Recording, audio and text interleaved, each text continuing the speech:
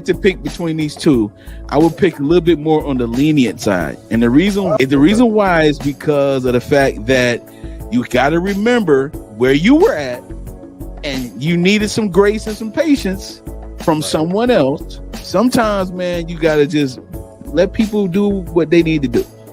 Remember I was talking about getting in people's way sometimes? It's like, yeah, you being picky relates to, for me, when I hear picky, I hear entitlement. When I hear picky. When I hear lenient, I hear more of an understanding approach. And I think that's one of the things that's missing in the dating culture, is that we don't have an understanding approach to dates. We just want what we want now. Like, we want what we feel like entitled to because we've had failed dates, and now we know our worth. And sis, I know who I am. I'm a queen.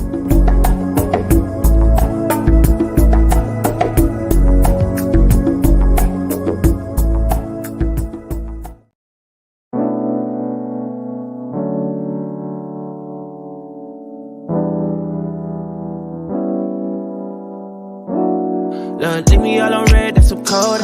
Then you hit me late at night, you some bold arrows, yeah. But you already know that, yeah. And I love it when you throw that, yeah.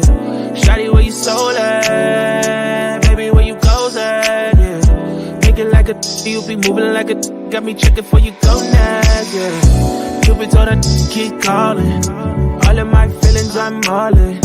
She be playing games, she spotting. Always fade away, hesitate, keep crossing. Steady with the pivot like Jordan. I've been tryna run the place, she pausing. I've been tryna plan the date, she stalling. Think she ain't ready for me. So beware, she's scared of loving me. So beware, she's scared of commitments. So beware, she's scared of loving me. So beware, she's scared of commitments. Shawty so delusional. Is she not the girl I used to know? What you tryna use me for? Know what you tryna bruise me for? Plus you give me late night, tell me come over. Wanna get some in deep, I know, yeah. Crazy thing I still come over. Crazy thing I'm still so beware, she's scared of loving me. So beware, she's scared of commitments. So beware, she's scared of loving me. So beware, she's scared of commitments. So beware, she's scared of loving me. So beware, she's scared of commitments. So beware, she's scared of loving me. So beware, she's scared of commitments.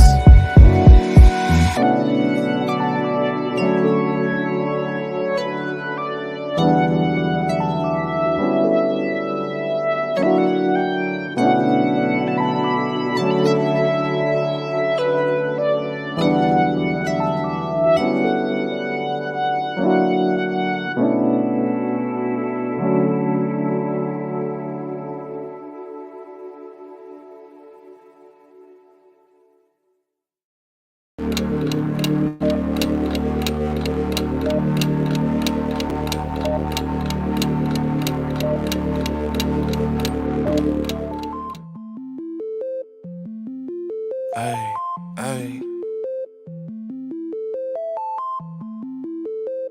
Look. I'm too cool for the rules, baby, get off of me. Never need no push, I do it all for me. Keep a couple real hitters, got them on call for me. Money moving, got it in the market where it ought to be. Too true for the flex, baby, don't cap to me. Drop 50, bring 150 right back to me. Keep a couple real hitters, got them on call for me. Money moving, got it in the market where it ought to be. Look, Papa don't preach, teachers don't teach. Gon' reach, that's facts. I ain't worried about none of that. I'm making that cash day. Bunch of O's like NASCAR, but it's really more like NASDAQ. Why they thinking that they hot when they really more like quarter on me like a referee? Hating what they'll never be. Small top with a big bottom, yeah, shorty shaped like a letter D. Let her have it, then I let her be. If you love it, gotta let it grow. Crazy cause you really never know. When I'm hurting, never let it show. I'm a two-tone, two-phone, two-chain, new thing, lane with, but you a broke. low class, no cash, certified lame. I've been getting to it like I ought to. Couldn't pick, so I bought two. Understand why your chick came, I'm just trying to figure why she brought you. I'm really reppin' and I'm flexed up, and I ain't gotta tell him I'm next up. Sleep on the they rest up, but I'm up and I'm getting my checks up. Me and the fellas be high as propellers, ain't could tell us we great. Looking at like how do you figure unless you been talk about 8 figures. I'm too cool for the rules, baby, get off of me. Never need no push, I do it all for me. Keep a couple real hitters, got them on call for me. Money moving, got it in the market where it ought to be. This is a deep question. First of all, I'm gonna say I think people's feelings they're always gonna find a way to justify. Like everybody has their own perception of what. I think everybody has their own perception of what a justifiable feeling is. Because if they explain it to you, they're going to explain it in a way that they are justified. In terms of this question, I really think it's hold on, dog. Hey, dog. That boy coming out the gate, dog. I'm gonna have to get. I gotta put polo on. I could fall in. Look at my last bit. Ain't got a tiptoe. I'm all in. Think on a level that can't fail. And I roll me a J with the hate mail. Been doing good on the merch sale. All this bread on me look like a bake sale. Tell you what's really good. I'll be really good on a jaw jack. Send an email about the bread. I'ma hit you back with the call back. When you for the rules, baby, get off of me. And when you are at never a need no push, state with yourself and you're happy, keep a couple real hits.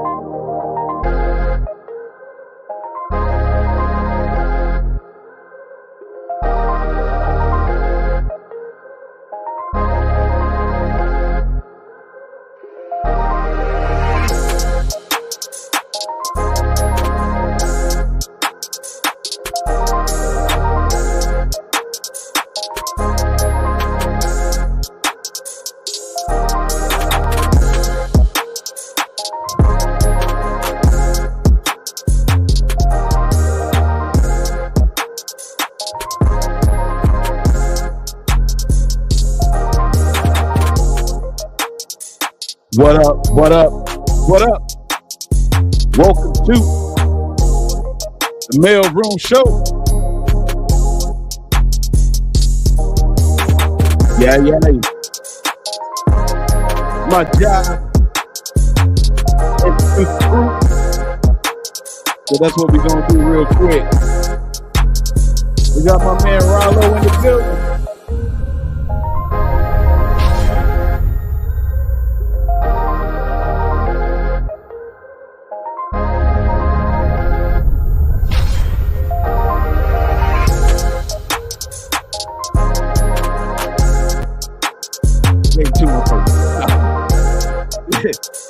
We got Sensei Biz in the big Mr. Man's right here. Let's go.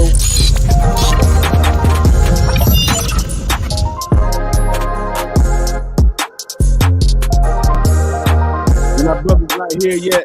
Whoop, just going in. We got JB the Gin in the building.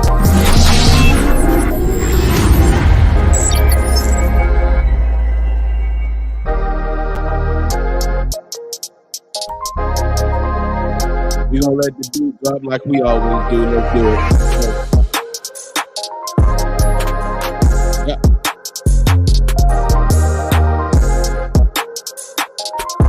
What up, what up, what up?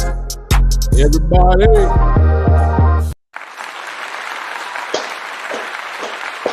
In the building.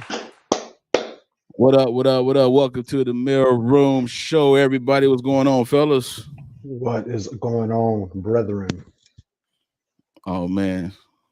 It's all good in the neighborhood. What's going on with your man? JB the Gin in the building. What's going on, man? JB the Gin in the building. What up, man? How's it going, fellas? Y'all good? What's going Yes, on? sir. Yes, sir, indeed. Well, we are here live once again on the Maleroom show, man. This is episode number 17, man. 17, my boy. We 3 away. 3 from being done for a minute. All right. We 3 away. We 3 away, man. We're gonna do it nice and big. I'm gonna tell y'all this, man. I think we all gonna be okay with this upcoming off season. Yeah, it's gonna be all good. It's gonna be all good for all of us. Yeah, it's gonna be all good. Before we get too deep into the show, man, let's go ahead and check out the chat real quick, man. Chantrice saying, "Hey, fellas." Hello, everyone in the chat as well. She said, "Make sure you like, comment, and subscribe to the Maleroom Network." Go ahead and hit the like button as well. Sean Tillman, OG of the moderators, is in the building, and Shamika Price saying hello to everyone as well. Another mod in the building as well. We appreciate all of the Maleroom male carriers that are in the building. Yeah, man. So we're gonna go ahead and get the show started, man. You know how we like to start with a little bit of the funny, man. So let's go ahead and get that popping right now. Let's go.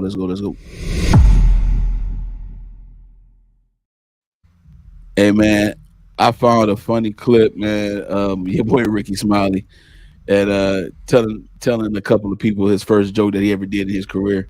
So let's check this out real quick, man. What was your first joke? I started November 13, 89. I walked on stage and did a joke about the situation where I had to stay with one of my frat brothers. And he said you could sleep in the room with my daughter because he had twin beds. But he said, she was an adult, special needs adult. And he said, don't do nothing to her because she's special needs. I said, okay, cool. So I got in the bed. I said, nice to meet you. I said, nice to meet you. My name is Ricky Smiley. We dapped up, whatever. So I woke up about like 1 o'clock in the morning. She's sitting on the edge of the bed talking about, hey, let me show you what I can do. I said, no, because you special needs adult. Your dad told me don't touch you. She said, no, come on. She started unbuttoning her nightgown. She said, let me show you what I can do. I got turned on. Shit, I looked around, I said, show me. She said,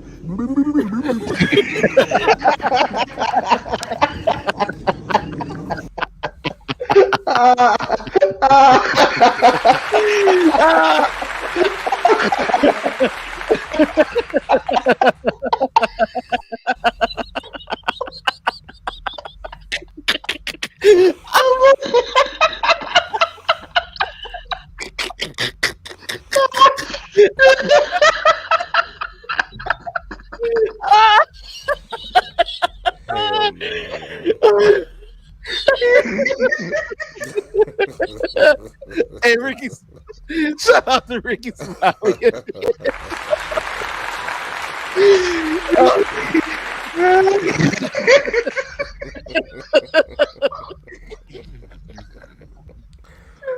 Oh, Jesus, man. Man, got me in tears, dog. He said, I think that's the funniest clip we have ever, bro.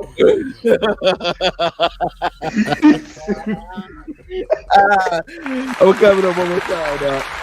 Woo! Oh, boy, let me tell you something. When I found that clip,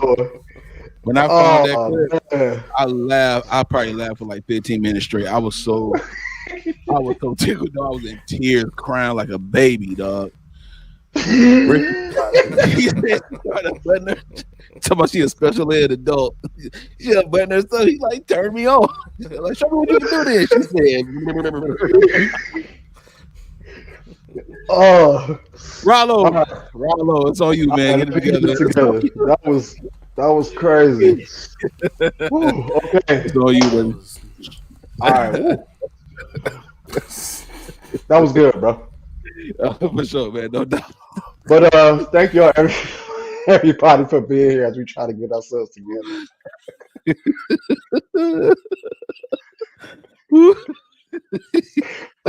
Thank y'all, thank y'all for being here.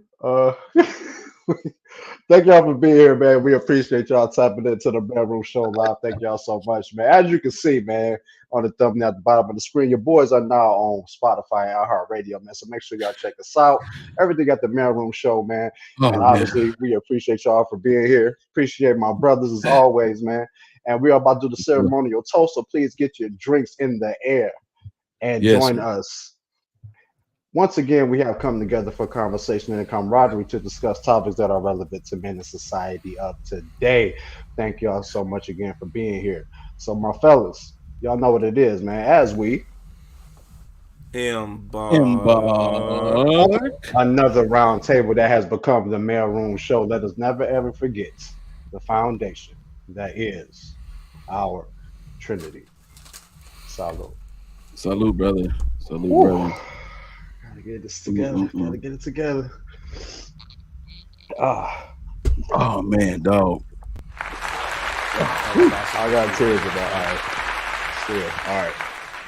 That was good, man. Man. You gotta send me that clip. You gotta send me that clip. I got you.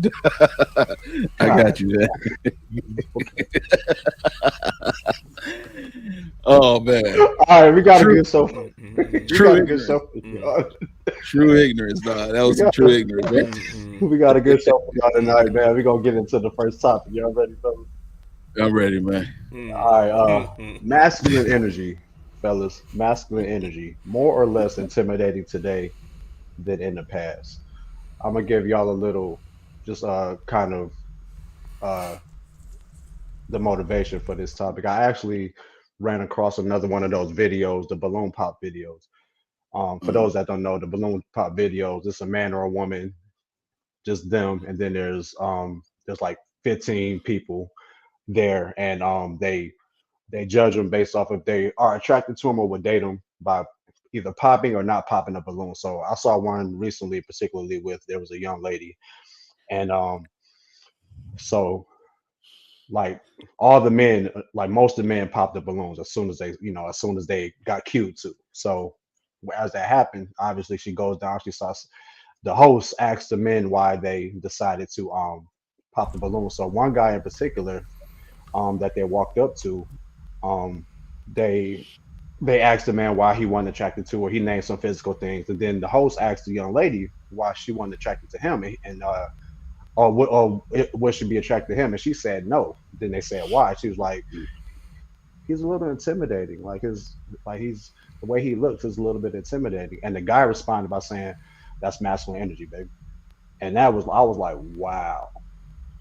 Just his aura just intimidates you. So goes the question: our masculine energy, fellas, especially in today's society, is it more intimidating or less intimidating, if at all, today than it has been in the past? And ladies in the chat, do y'all feel intimidated by if you see a man and you just feel that masculine energy coming from it? Is it intimidating for you? What y'all think, man?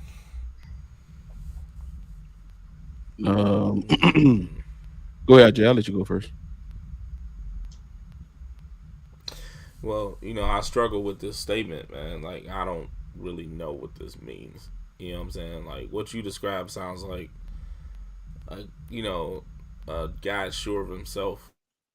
You know what I'm saying? Like, I think of another term, like, the alpha male thing. You know what I'm saying? Like, it sounds like he was describing that type of person from what you were explaining. So, if we're talking about that, if you're talking about a guy in depth of his, character and confident in the fact that he's a man, you know what I'm saying? If we're calling that, I guess if we're calling that masculine energy, is that intimidating more than the past? I don't believe so. I you know what I'm saying? And again, I apologize because I'm struggling with this term. You know what I'm saying? I said in the past that I'm not a fan of the gender criticism of energy, which is a scientific term. You know what I'm saying? And to be gender specific with it, either masculine or feminine, is like, it's kind of like, you know, going against the value of what we're talking about anyway. You know what I'm saying? Like, I think people use this term in essence of trying to describe the essence of a male and a female in their characteristics. You know what I'm saying? And I think that, you know, and so when it switches gender, it's like that's a gender specific thing. You know what I'm saying? I guess that's why we get the definition of masculine energy and feminine energy. But is it more intimidating or less intimidating than the past? I don't think it's more intimidating because, you know, I think it's not defined correctly since I went that direction. Yeah. You know what I mean? You know, I don't think it's defined correctly. I think I'm gonna start with that. Like, I think, you know, that sure essence of a man that he was, and I'm just speculating on what that probably looked like. That sure essence of a man that he was trying to portray. I don't understand why that will be intimidating on that end. You know what I'm saying? Like, I just don't understand why. I think because that character is not even really seen that much as all anyway. You know what I'm saying? I think that the gender specific roles have been curved and edged in a certain way of society, softened if you may will. You know what I'm saying? Like, you know, feminine role versus the male role. I think it's had different terminology and the way it's different described now. So that conservative look of a man, just being a man though, and confident like that, talking sure and all that type of stuff, I don't think that's seen as much. You know what I mean? I don't think it's described as much. I don't think it's portrayed as much. So it makes it become an anomaly because of that. And I think that's the reason why she said that it was intimidating, because it's like, who does that now? You know what I mean? I guess. So that's I don't know. I think it's described wrong. You know what I'm saying? Yeah. But I think it's not relative anymore. Right. And I'm glad you said that last part, Jay, because, you know, we talk about the emasculation of men and a lot on this show, and, you know, in certain pockets of our topics. So it got me thinking, was this woman intimidated by all of that rhetoric she was hearing? So now she sees somebody that she feels has that masculine energy, and does it intimidate you because of that? Because there's so much emasculation going on now. Now you see this dude who appears to have that masculine energy that, you know, whatever definition you have of it, and you're intimidated by it. Now you wouldn't even approach him. So it just got me thinking a little bit deeper on it. Is it because of, you know, how this is being played out now with all the emasculation and things like that? All these things that they're saying men can't do now. Fellas, I saw a video the other day that said it was another podcast, and this woman said she don't want no dude that know how to dance. And I'm like, okay, I guess it's just another thing we can't have, another thing we can't do. You know what I mean? So this type of stuff is like, you know, you're free to have your purposes. That's fine, but like, just more and more things that men can't do now that turns a woman off. So is it all the rhetoric in the world about that probably intimidated that woman as well, when she saw a man who she felt, wow, that's different from what I've heard. That's different from what I've seen. I can't approach him. You know what I mean? So it got me diving. You know, so to kind of go to Jay's point at the end of what he said, I went a deep dive on that, is what had me thinking about it. What do you think, Busy? I think that most of the time when people talk about this in particular, they're talking about it as a prisoner of their proximity. To me, it's like Jay made a point about, you know, because it haven't been seen a lot or whatever. Like, yeah, it's not been seen around where you are, you know, but if you are outside of your proximity, you go to other areas of, and just period, you'll be able to see a diverse amount of men being men. Excuse me. And so I think that sometimes the intimidation is based on proximity because I don't see it happen often. When I do see it, I'm only intimidated by things that I don't understand. So Right. I don't understand what it is. Therefore, I'm intimidated about it. But it's nothing intimidating about anything masculine in Mm-hmm. particular. And I prefer traits as well, like masculine traits over energy, because any gender can have masculine energy. And a woman will say it too. A woman will say it too, like, he put me in my masculine energy because I got to do this to do that, whatever. And it's like anybody can use masculine energy for anything That they just want to killed use. Jay. Look, that just killed Jay. Yeah, you know what I'm saying? And it's sad. It's sad because they can pull it. They can pull that term for whatever they want to pull it for whatever reason they want to pull it for, and it's like whatever. Yeah. Masculine traits is specific. It's more specific, more detailed, and what that is about a man, a person, a male's manhood and becoming a man and being a man.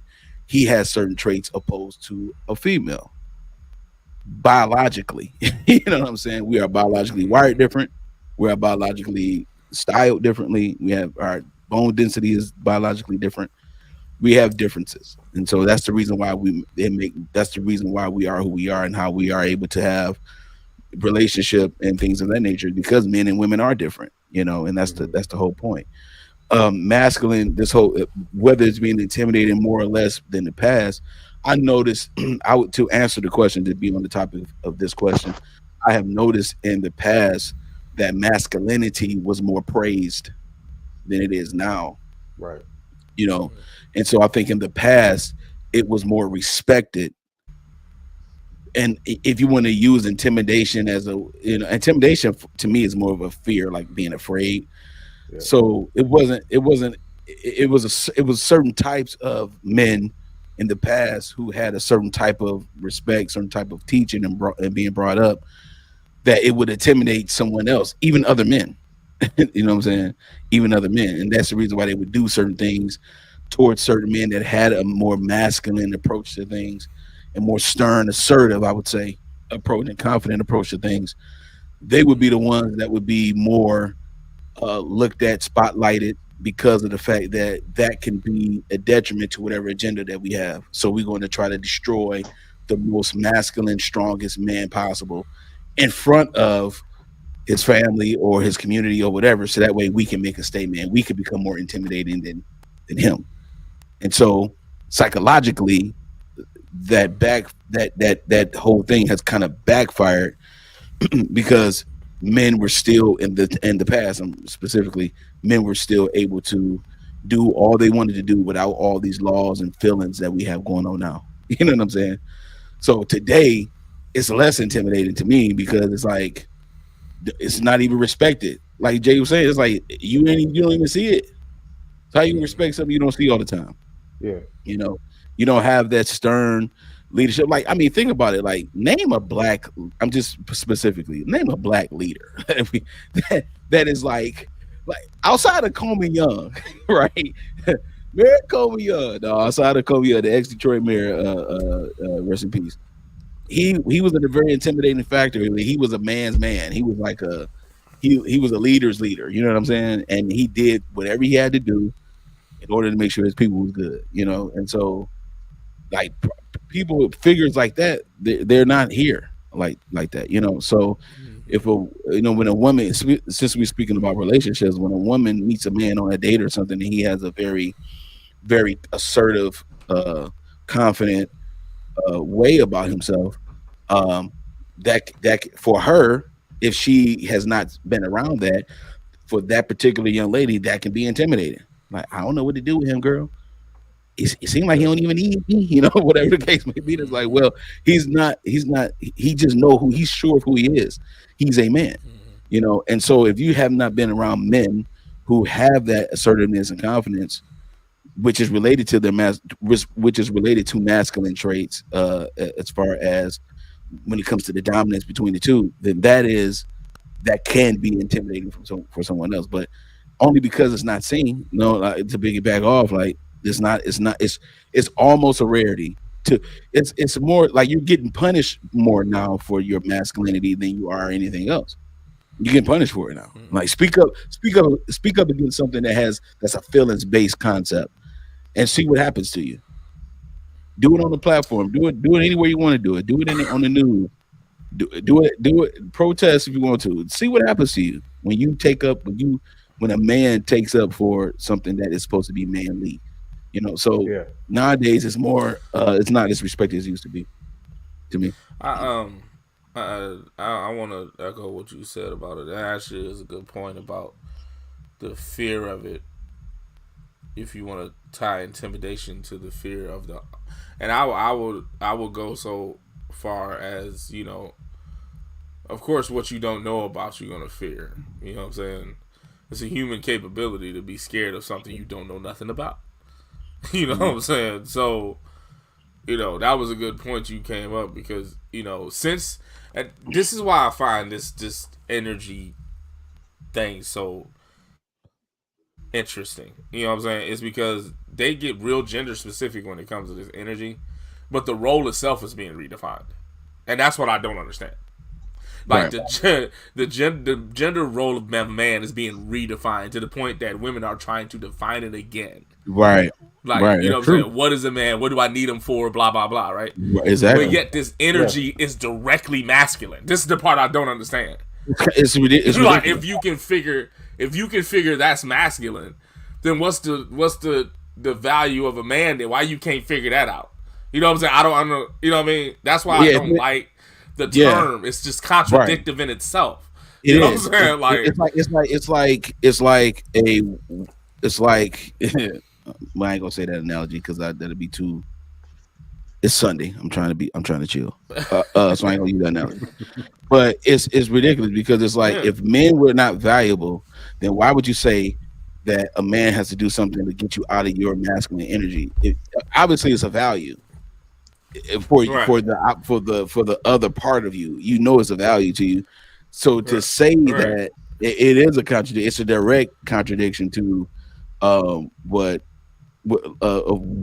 the whole term is for in the first place. You know what I'm saying?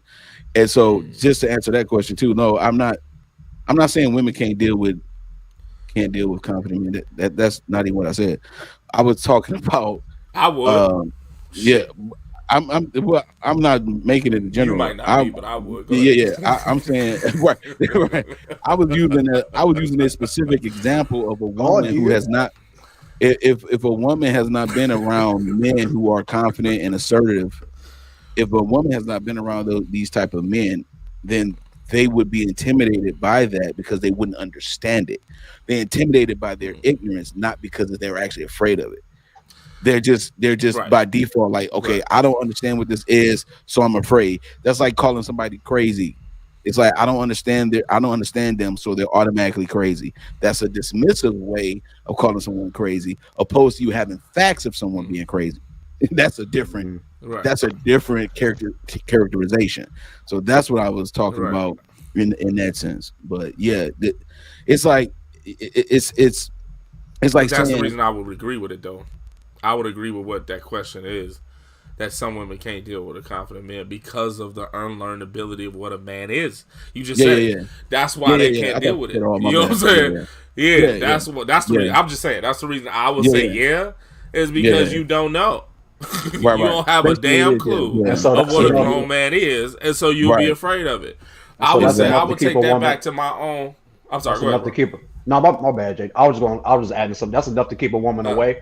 Like she feels that's enough to keep her away from that man, and that's crazy. She keeps herself away from him because she don't understand him and don't want to put the energy into trying to understand it either.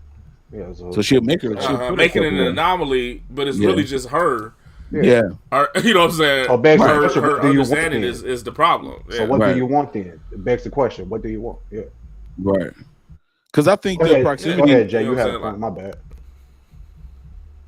Oh yeah. No, I was just saying that, I would say yes to that question because of the unlearned, and that's what that is. I was going to say an example for me would be my teenage years of growing up trying to be a man. Yeah.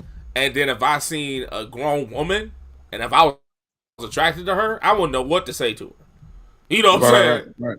I will be intimidated because of my unlearned ability to know women. You know what I'm saying? So likewise. So now that we got comprehensive men, like Tay was saying, doing traditional traits of a man, and a woman that don't know nothing about it, she gonna be afraid of him. You know what I'm saying? She gonna make it look like that's weird and that's different. Like, why is he always making choices?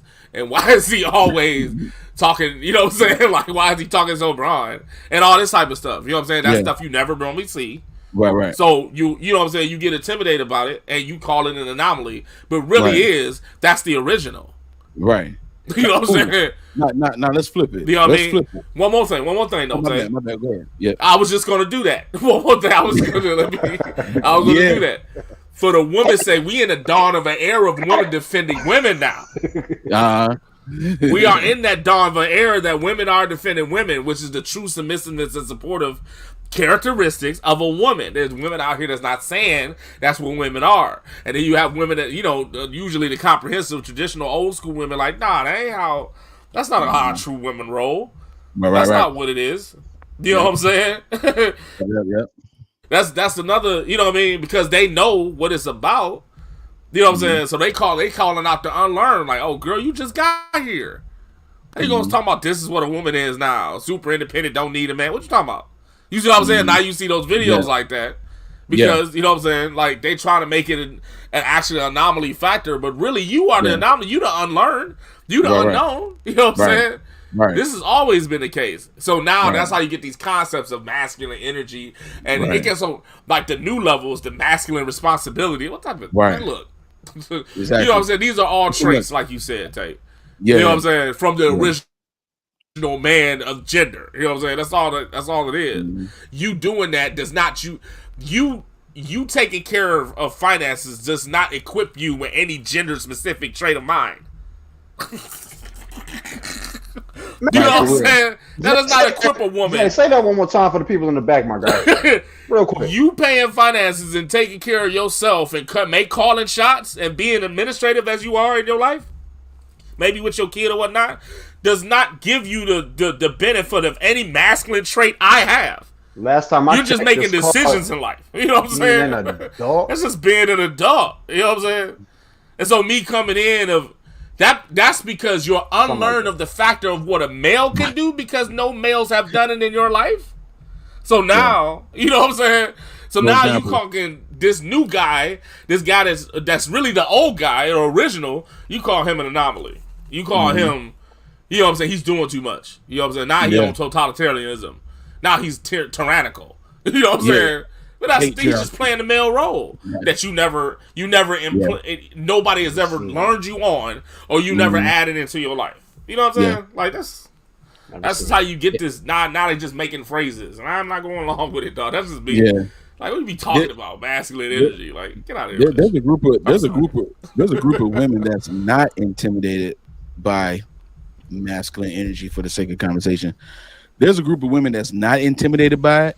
And that woman that shows, because we talk about relationships as well on the show, that woman who's not intimidated by the assertive, comprehensive man, and she's in a relationship with him, and she honors and respects him over her homegirls, you will see that woman will get backlash from her homegirls, because the homegirls wish, they don't understand. Again, here comes the ignorant part. They don't understand why this woman is so dedicated and committed to this man that's comprehensive, because she's not intimidated by the masculinity of this man, and plus she desires it. She understands what it can do for her.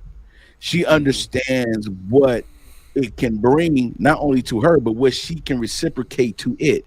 So that is the reason why, again, when women are in relationship with men that are comprehensive, that's like a man's man, a real man, that woman is automatically dedicated, and she shows it in her actions. Her girls will be like, so they start throwing salt on it because they don't have it. They don't have it. Right. And it goes back to the unlearned part. They don't they're only responding that way because of the ignorance and the unlearned part of them.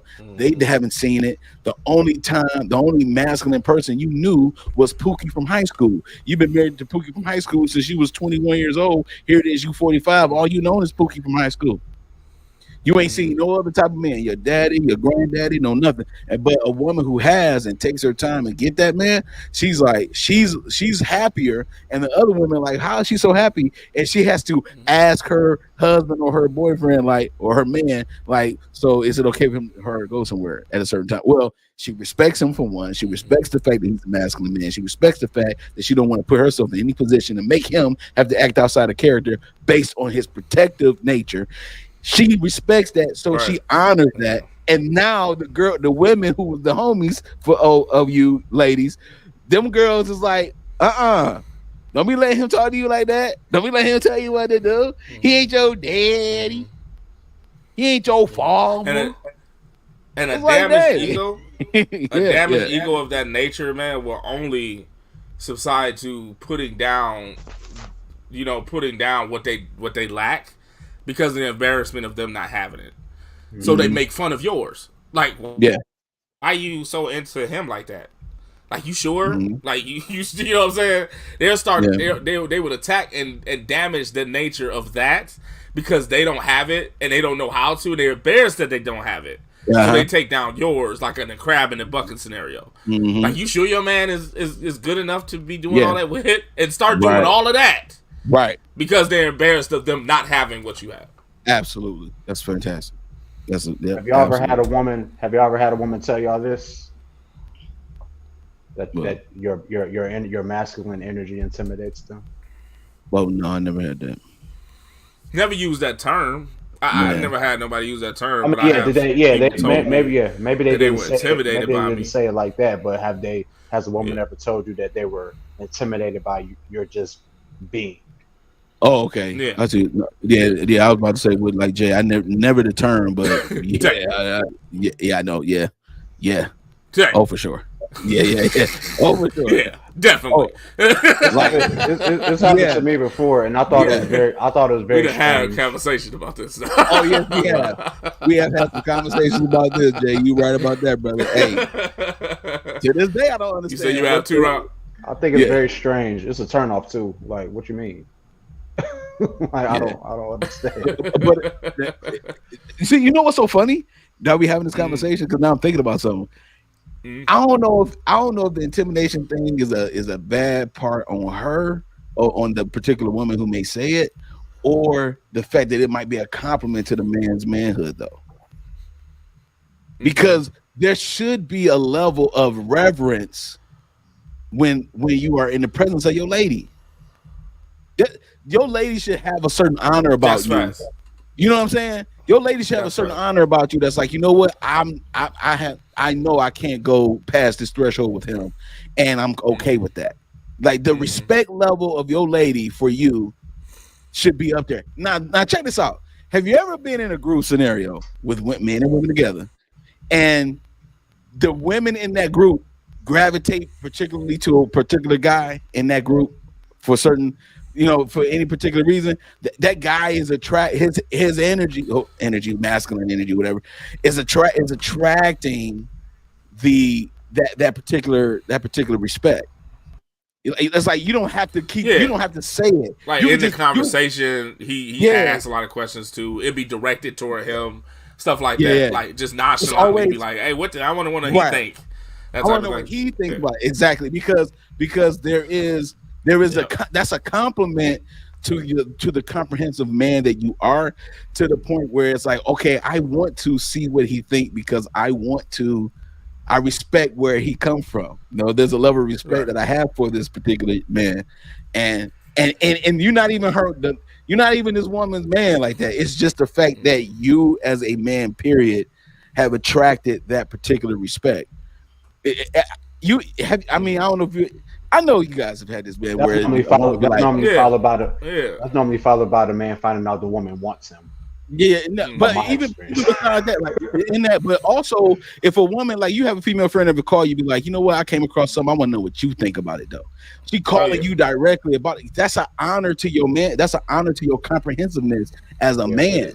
That's a respect thing. It's like I respect what he say. She's calling not to rebuttal, but to actually get insight and have a conversation with you. Like that's a compliment to the man. And that sometimes can stem from the intimidation from a reverential perspective, and I'm going to say a fear reverential type of thing or reverence thing, and vice versa with men and they, you know what I'm saying? Like they know, like, okay, my lady likes certain things. When we get to the store, I know I'm gonna let her ball for it all. You know what I'm saying? Because that's her thing. I don't want to, you know, but her thing complements what we got going on. That is what's up. So it's still an exchange of compliments to each other. Like I compliment your femininity, you compliment my masculinity. I respect yours, you respect mine. It's an even exchange. It's a little bit of an honor there as well. And you don't want to. You're careful with each other because you want to make sure that you protect each other in vulnerability and when you're feeling unsafe and when you're feeling like, you know, you're down or whatever the case may be. You still want to have that type of connection where it's like, okay, I don't want to get this person upset. You know what I mean? Like that type of thing is there too. It's an undertone of it is what I think I know where the when Rob said it's a turn off, and I was like, what? And I was trying to figure that out, but I think I know. I think the overabundance of the reverence is the turn off. Yeah, don't be so intimidated. Somebody overabundantly do that. Yeah, don't be so intimidated that you can't be yourself and get to know me. You know what I mean? Like, I appreciate you. Well, not that. I'm talking about somebody that worships the masculinity of you a little too much. And just to kind of add to what you're saying, and that don't let that be the cause of why you don't want to get to know me. You know what I mean? I appreciate the respect. I see what you mean. I appreciate the respect. I appreciate you. I appreciate you feeling, you know, who I am and what I'm giving off. But don't let it be a reason why we can't get to know each other. Yeah, I mean, I've been, you know, I've been in scenarios when it was like, ooh, you so much this and so much that and all this, like to the point it's like, okay, like you never seen this before. That's a problem. Yeah, that's a problem. You know what I'm saying? Like you never experienced none of this. Like none of it. That's a problem. I can't. That's a problem. It's right. You know what I'm saying? Now it's like, okay, like now you just subsiding to the fact of the unknowing. Like you don't know men like you thought you did, and so now it's like, now since you're teaching me all this, I'm gonna connect to you. No, you need to learn some of this. You know what I'm saying? Yeah. You know what I'm saying? Maybe some of your self-esteem and bad choices are because of you not knowing this. You know what I'm saying? Like, and I can't be over reverent to the fact of saving you from that scenario. You understand what I'm saying? Like when somebody overly abundantly revere you and like just being the person that you are, you'll be like, oh, okay, like thanks, but no thanks. You know what I'm saying? Mm-hmm. Because it's too much. You know what I'm saying? Like too much. And that's just, you know what I mean? That's just somebody just coming through, just seeing the fact that they never seen it before. You just are such an anomaly to them that they attach to you. That's only because they just don't know and never experienced a true man actually like that. Yeah, right. And then if you a humble guy, sometimes it could be the detriment. Exactly, Jay. Exactly. And then if you a humble guy, you're gonna take it, and then you're ready to move forward and continue to, you know, feel the energy. You don't want that to be. You don't want that to keep getting brought up. You don't want that to keep being maybe somewhat of a barrier with the conversation. You know, like say you talk about somebody saying you too much for me. You know what I mean? Like the three men on this panel, we're gonna say thank you. That's what you're talking about. Oh Lord. Oh Lord. You know? That's a whole different thing, man. That's another half hour, guys. That's basically what she said. We're gonna keep that for another time. I ain't gonna thank you and move forward, man. Right. Don't keep it there. Oh shit, we done got another topic for episode 18. God damn. That's the first time we did that. Yeah, I ain't saying nothing else. Fellas, I'm about to put in the DM right now so we don't forget. Yeah, but let's put a pin in it. Let's put a pin in it. Hold on. Let's put a pin in that one. Put a pin in it. Okay. Let's circle back. Again, thank you for everybody for joining the live. Real quick, also everybody join the live. Don't forget to put your Q&A questions right here in the chat. If you are viewing the live show, we will get right to them during the show, man. Last show, this show, or you just want to say what up, man? We will get to that question. Y'all know how it is. Also, again, y'all see it on the in the studio background. You know what I mean? The Maleroom show is now on iHeartRadio and Spotify. New uploads are every Monday, Wednesday, and Friday, right, Tay? Yep, 8:30 in the morning. 8:30 in the morning, man. So make sure y'all check us out. That is so damn sweet, bro. And Jay stole it. I haven't even used it yet. I'm gonna use it. Yeah, give it to. But no, we appreciate y'all. Thank y'all so much, man. Make sure y'all check us out on our new platforms, man. All right, we're gonna dive into topic number 2, man. This is a good one. This is gonna be a good one. Fellas, has marriage become more about purpose rather than feelings? Oh shit! Go ahead, busy. He did that. He did that Joker laugh. I did a poll. I did a poll. I did a poll. Hey, nigga did a poll. Hey, I did a poll. A nigga really did a poll. Let's go. Did the poll. Did the poll. Hey, did the poll. No. You know I'm about to make you do that for the last 3 episodes, right? No, please don't. I know. That's my job.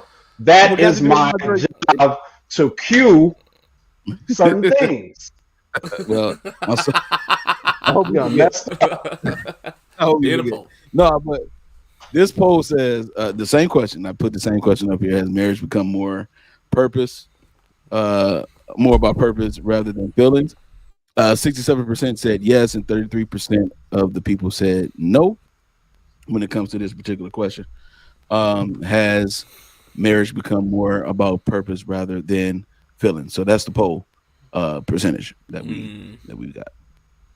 Very interesting. Say it one more time. 67% of the people have said yes, that marriage has become more about purpose rather than feelings, and 33% said no, marriage has not become about purpose rather than feelings. Very interesting. Yeah. Very interesting. Let us know how you feel about that. What you think, man?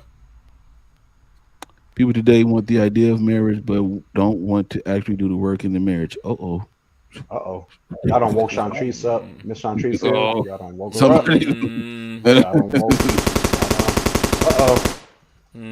Shots fired. Until I see some drastic changes in the data, I agree with the 33% that say no. Like, it's still about feelings. You know, people get married for feelings. They be looking for love and all the wrong place. They looking for love. Like, that's Eddie. If anybody know SNL, that's Eddie Murphy when he did Buckshot. Right. Yeah. But yeah. Spot on. Yeah. But yeah, I think that I think in our society, it's a feelings-driven concept. And in other societies that are a little bit more on the morale side of things, that harp on those particular values, they honor marriage as the way it should be, which is a covenant relationship. And so because of that, they look at it more of a purpose than feelings as well. This is how the royal family stays royal. You know what I'm saying? Because they understand the purpose of marriage, and they understand that if I marry that family over there and our purposes come together, we can keep this in our bloodline and we can keep this thing going.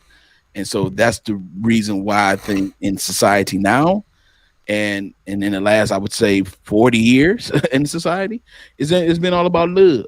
It's been all about love, and then all the actions of love gets put on the back burner. You know what I'm saying?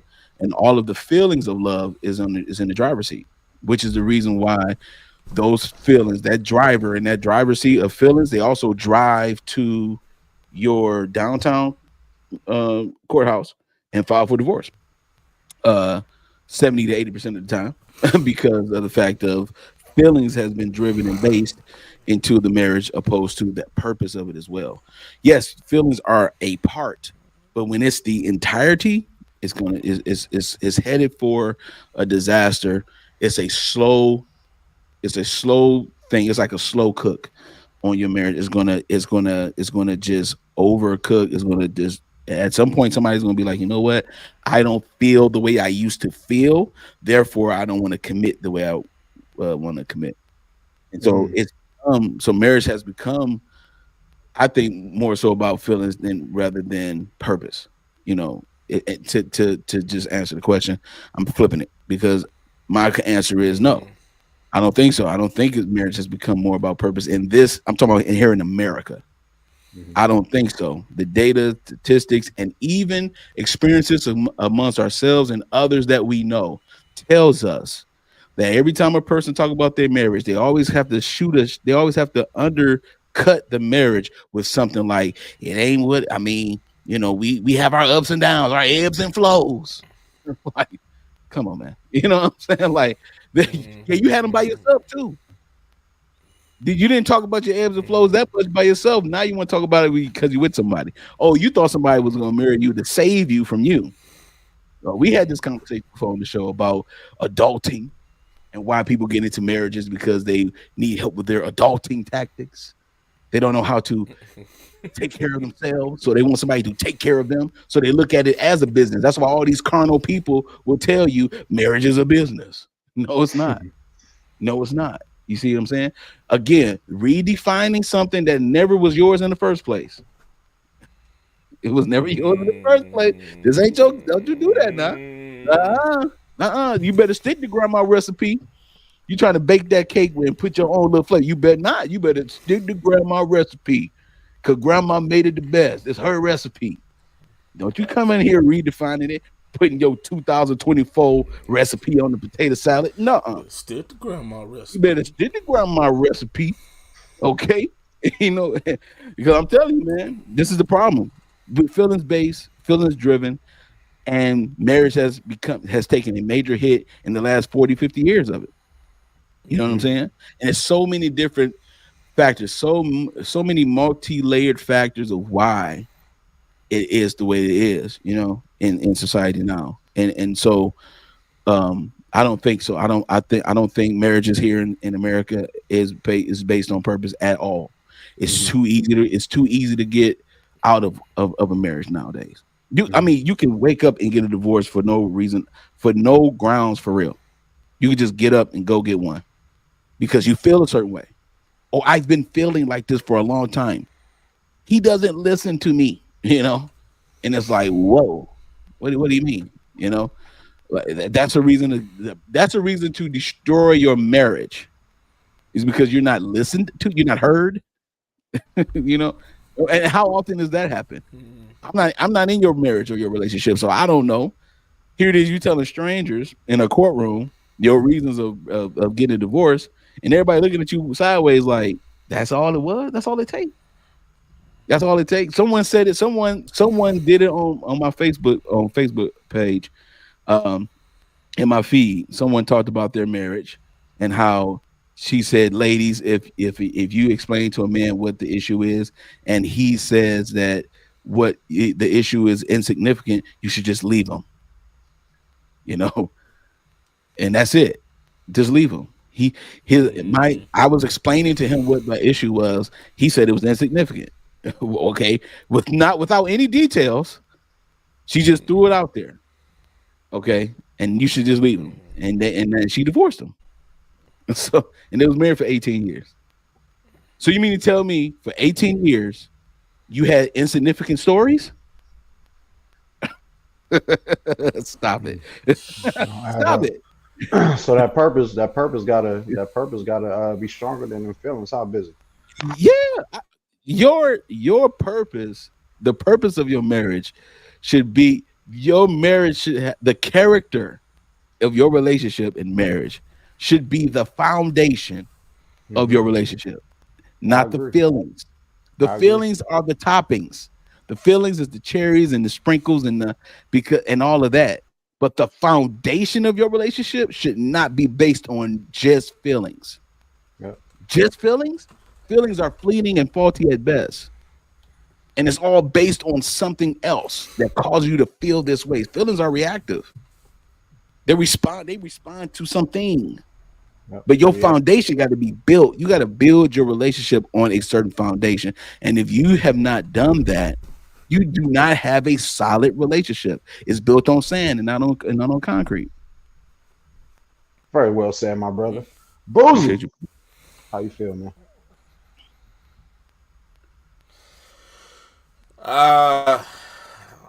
Well, I think that we only have to go as far as marriage. Let's reel it back a little bit. Let's reel the fishing pole in a little bit.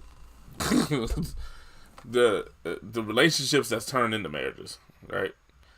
Mm-hmm. I think see when I looked at the question, it has marriage become more about purpose rather than feelings. My first question was, what purpose? What feelings?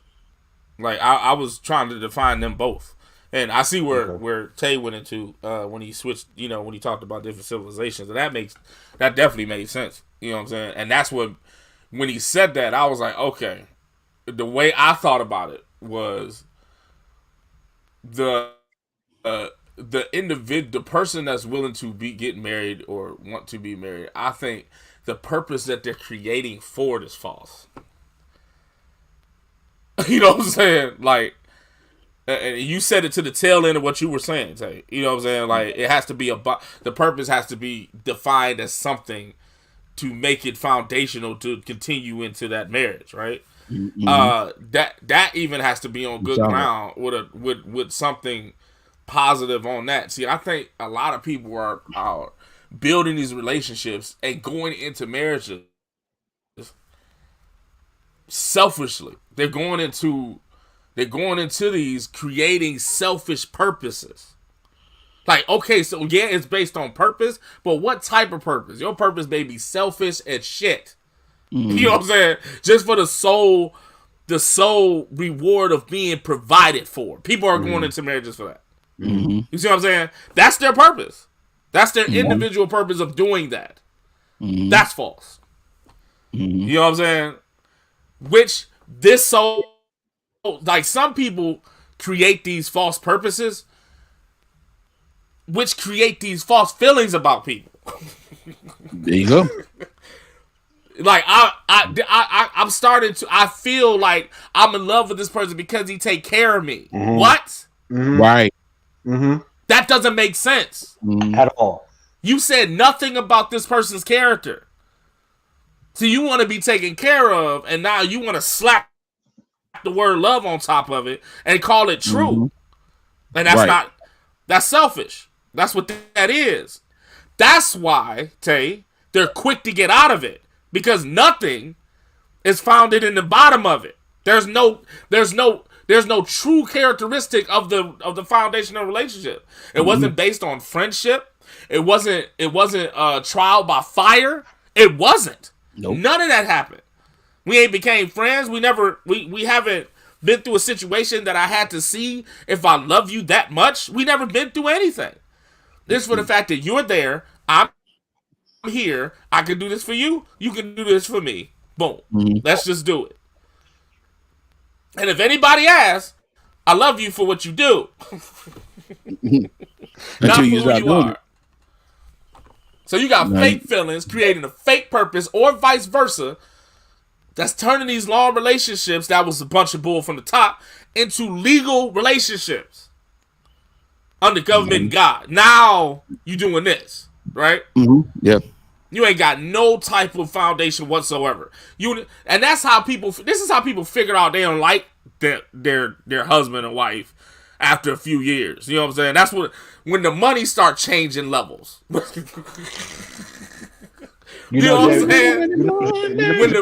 Adult point when he turned his head and started laughing. When the money start changing levels, you know what I'm saying? When you start to get into these events that's really showing the character of the other person, you like, ooh, I didn't know you was like that.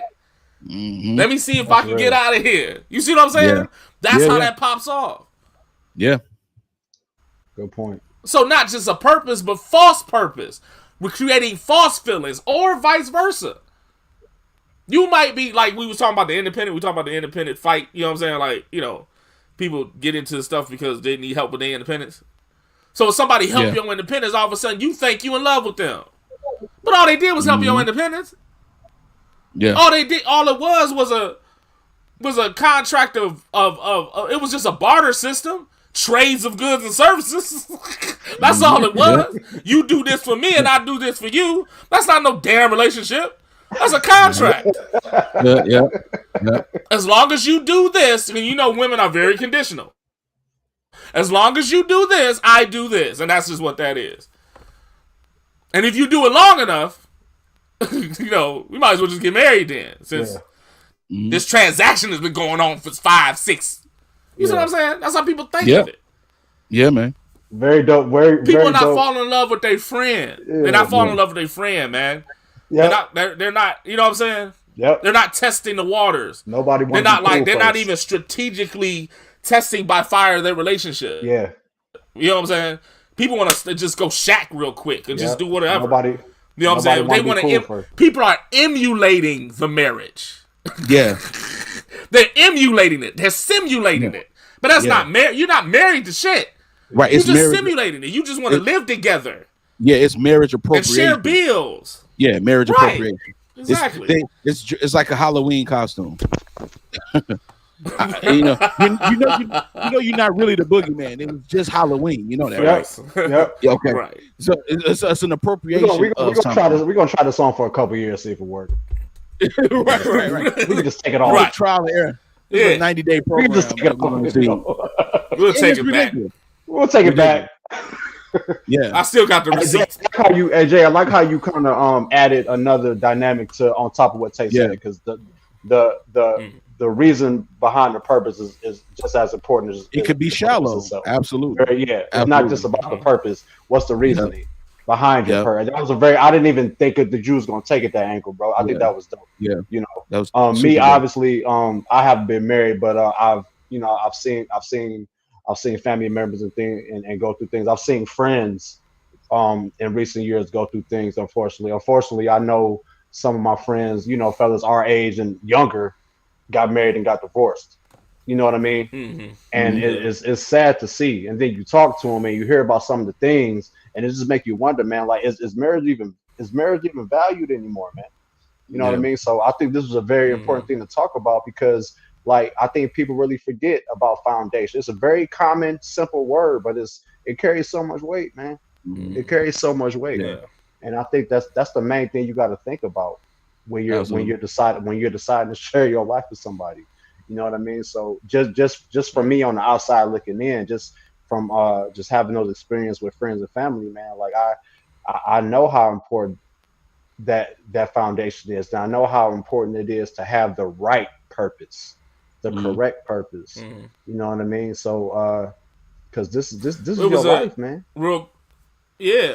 I was having a conversation at my job, man. It was men and women, man. They was just talking after hours, just kicking it. And this guy brung up, he lives with his girl. I think they left for a few years. And he was bringing up the question, and I walked right into this. You know, nobody know about the podcast, you know, like that at where I work or whatever, man. You know, it's just, and somehow I find myself walking into scenarios like conversations that we have on the show. And that's what it was. You know, he was like, he posed a question like, what's the reason to get married? And he was just going, you know, people were just saying there was some people that was married in the room, and they was just, you know, talking about their feelings about it or whatever. But that was his question, like, what's the reason? And it was a guy, you know what I'm saying, black guy. He was like, what's the reason to get married, man? You know what I'm saying? Of course it was, you know what I'm saying, it was, you know what I'm saying, other women in there, men, single women, and married men. So it was interesting, the coordinate with the conversation, and you know, women was trying to fess up of why that should be. And, you know, he asked me, he was like, look, I'm going to ask you, I'm trying to do my job. Then he asked me, and he like, you know, Jay, what you think, man? You know, is there a reason to get married? I was like, nope. And, you know, of course the women got against me, you know what I'm saying? Like, oh, here you go. Another guy trying to just debunk. I was like, what's the reason the women giving? And that's when the world got quiet. Wow. You know what I'm saying? Yeah. What reason are women giving for men to marry? All we do is look at all the bad things about it if you don't work out. Because most of the time it don't work out. So we looking at the half getting taken. We looking at property getting taken and split down the half. We looking at our money going to places. We looking at being homeless. We looking at all that stuff. Yeah. Kids. Because that's what we got to deal with. You know what I'm saying? Yep. That's just what it is. Like, what are women? If women gave us a reason, you know what I'm saying? If they gave us a reason, then we might contemplate the idea of it. You know what I'm saying? If they gave us a right. Go ahead, I was about to say, we'd have to ask you. Right. Right. That's the only way it's happening. That's the only way it's going to happen. Right. We have to get me first. You know what I'm saying? Right. You know, so that was the one that I posed, and that's the reason I went that way with my answer. Like, people are doing it for the wrong reasons. You know what I'm saying? Stuff come a dime a dozen. I ain't even got to go there. You know what I'm saying? So what's the other reasons? Is it your relationship with me? Or is it just what I do? You know what I'm saying? Like, what is it really? What are we putting what are we accounting all of this for? To make you happy? Please. You know what I'm saying? Like, so you can fulfill your feminine goal of a picket fence? Your Disney complex? What are we really doing this for? I knew it was coming. And once we start seeping into it, a lot of people ain't got no answers. Yep. You know what I'm saying? And so it causes men of this day, comprehensive men, and comprehensive women to be like, ain't no reason. Ain't nobody giving me a good one. And it's messed up, because that's messing up you know what I'm saying? That's just, it's not many more families being made. The education's not being passed down. Mm-hmm. All this is being at a deficit because of this. You know what I'm saying? And so it sucks. But that's the reason why these marriages are just being broken up like glass. It's hollow as hell. Like, there's nothing to it. You know what I'm saying? So you got to make sure your purpose is sound. Yeah. You know what I'm saying? Make sure you're marrying somebody you actually like. Not love. No. Like. I love my mama. Right. I don't have to like you. Yeah. Like them and I want to like them. you too, though. You know what I'm saying? Right. And know them, man. That's so important. Once you get those down, and I'm stupid enough, man. I said this in the past season. I'm stupid enough to believe it still works. I'm stupid enough to believe if I'm going to take that step, I'm going to take that step because I believe it still works. I think love still exists. I'm an old school guy. Like, I think it still works. I don't think these people are coming around and stomping on it bad enough that it's going to change my way of believing that love don't exist. I think it does. You know what I'm saying? It's evident, you know what I'm saying, that it does exist. And I see the benefits of it. I've seen it. So it's like, okay, the people's going to taint it like crazy. So I just have to be patient enough, make sure I'm sound enough to get into something that makes sense. It has a great purpose to get married. Nowadays, people ain't doing that shit. So it sucks. Absolutely, man. You know what I mean? Like the person you want to marry and know the person you want to marry. You know what I mean? That's very strong point. Very strong points, my brothers. Clap it up for that one, man. I love that.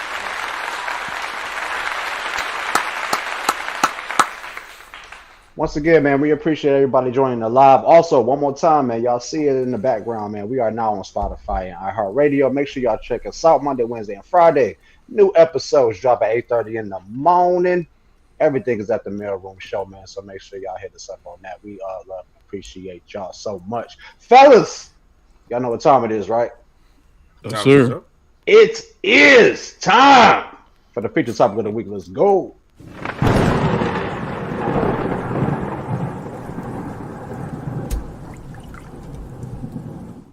Yeah, man. Feature topic of the week this evening, ladies and gents. Should that one that doesn't want you back be used as a blueprint? Be used as... Busy, please give us a definition of a blueprint, my brother. Please give us that definition. No. Give me 1 second, brother. Let me go to I'm gonna go straight to Google, all right, because I don't want to misconstrue nothing. Yeah. All right. So it's a design plan or other technical drawing, right? A draw up of something A blueprint, something that acts as a plan, model, or a template. Mm-hmm. Plan, model, or template. Like, so a blueprint, I related to it as a template as well. It can be used as the guide or the actual example of something in particular that you're trying to accomplish, and the blueprint is used so that way you can draw it up first. You can put you can have your thoughts together, pre-think everything, see what it looks like, see how you feel about it, and see the dimensions of things, like for a house. As you can see, the background, the thumbnail has a blueprint of a house, and you can see the dimensions. You know where everything goes. You know where everything's supposed to be placed. You know where everything's supposed to be. So a blueprint gives you the actual vision of what's going to take place, and it lets you know the full makeup. And it lets you know where to place everything. And this is how we're going to do it according to the blueprint. And we ain't going to deviate from the blueprint. Mm-hmm. We're going to make up our own thing as we go. The blueprint was spent hours and hours of work to get it to where you wanted to go. And then you pass the blueprint out to everyone else. Everyone else understands it. And then we are all on the same page. And then everybody knows their respective duties. You got walls, you got drywall, you got electricity, you got foundation, you got this. Everybody know what they're supposed to do. So that's a blueprint. Foundation. There you go. So that's a blueprint. So we're in this situation. We may want somebody back. They don't want us back. Does that deter our makeup in any way, fellas? Does that change our blue? Is that the main component of our blueprint, fellas? Listen, man. When I saw this question, I'm like, I thought it was a trick question. I thought it was a trick question. But when I saw this question, should the one that doesn't want you back be the blueprint? I thought about dodging a bullet, and sometimes are we gonna keep it with just women, or we gonna keep it general? Because it's kind of like a general question. Either way, either way, it's like it's dodging a bullet, and ladies can attest to this too. It could be anyone. But you dodged a bullet. You want something back that you shouldn't have in the first place. I don't understand what it is about us that we just keep holding on to things that does not bring any value to us. Yep. We hold on to things, and not only do we hold on to it, we spend countless of hours and dates and whatever, and living with the person. We do all of this, and then knowing full well that this is not what the plan was, and we want the plan that was all jacked up. We want it back so we can fix it to the way we want it to be. When sometimes you have to learn how to let things go. Yep. And sometimes letting things go is how you are able to grow into being who you're supposed to be. Obviously, you want this even if you did something wrong, let it go. Take the L and let it go. You look more of a goofball, men and ladies, it's all of us. We look more like a goofball trying to get it back. It's over. You destroyed it. You shattered it. It's L time for you.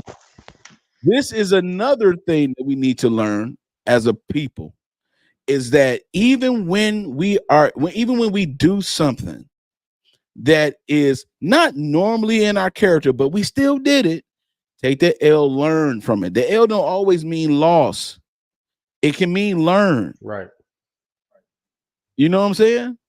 And we sometimes need to learn from even the mistakes we make in a relationship that may have been good to us, but obviously you wasn't ready. So here it is. This is the L. But the blueprint is messed up, man. It's the blueprint is already messed up. Which is the reason why it didn't work in the first place. You know what I'm saying?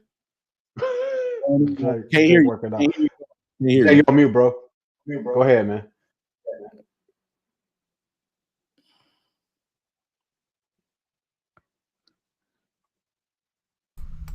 Technical difficulties. I got it. All right. So, let me challenge you to look at that question differently. Now, that part that said doesn't want you back, what you two fellas was talking about is a person that wants you back at retention. What about the scenario that they don't want you back in exchange of your feelings? So, say for instance that you are attracted to a woman and you are digging her and you want to pursue dating her, but she doesn't want to date you. She has all the aspects that you want, right? Mm-hmm. Mm-hmm. But she doesn't want to date you in return, in exchange. See, when you see what I'm saying? You see what I'm changing? Okay. I don't know, because I see the way you were answering it. You was answering as if somebody that you were dealing with at attention, and that's how I looked at it. They don't want you back. No, not that. If somebody wanted, right? If you were if you wanted to date, like, oh, she looked tight, and you wanted to date her, and she was like, you cool and all, but I don't want to date you. You know what I'm saying? Maybe I'm taking, or maybe whatever the case may be. It just don't happen. Would you take her as the blueprint of looking at her with other people? That's what. No. That's what. Me personally, I wouldn't either. Nope. Sorry, nope. Wouldn't do it. Nope. Now, why is that though? I don't know her. Exactly, and he just said, take the L. I don't know her. Just take the L. Take it, learn from it. But I'm not going. That's not going to mess up my blueprint. That's not going to mess up my. That's, what I'm constructing for myself. I'm just going to take it. Okay. Yeah. Find another part. Find something else to build on. But I'm not. It's not gonna make me. Oh, she didn't want me. I'm not going to dive too deep into that one. Mm-hmm. I wouldn't for the fact that if I wanted to date a chick, whatever the case may be, and she did not like me as such as I liked her or whatever. And is that what you're saying? And in exchange for the feeling and using her as a blueprint, I still can't. Okay. I haven't spent enough time with her to see if it's even blueprint-esque. Mm-hmm. Honestly, I'm just going off of what I'm seeing and vibing with or feeling. Kind of like, I can't still not where I'm at right now. Is that the caveat? Is it for the fact that you don't know her? Yeah. So if you do know her, that answer would change, or what? That's more blueprint-esque because you actually spend the time there. Gotcha. You see what I'm saying? Gotcha. Yeah. You're actually piecing it together. I can't use her as a template or a guide if I don't know all of the totality of her in that sense. Exactly. If I would be going off of what I think instead of what I've experienced. You know what I'm saying? Now, if I had a chance to date someone and we hit it off and things like that, and I'm like, man, really, really hit it off, but for some reason it just didn't work out for the same reason. Like, you know what? Or maybe it's her saying, hey, I'm not ready for a kind of guy like you. Like you know what I'm saying? Maybe it's that thing. But she was a good chick. She wasn't bad. Nothing was great. I'm like, okay, that could be blueprint-esque. But if I'm trying to see what's up with someone, they don't want to see what's up with me back. What are we gonna do with that? You know what I mean? Yeah. I really feel strongly about just, and I think I said this last week, man, when we had. I think it was in the feature when we actually dive into it. Everybody is not for you, man, and it's okay. But every experience doesn't have to be a detrimental experience, man.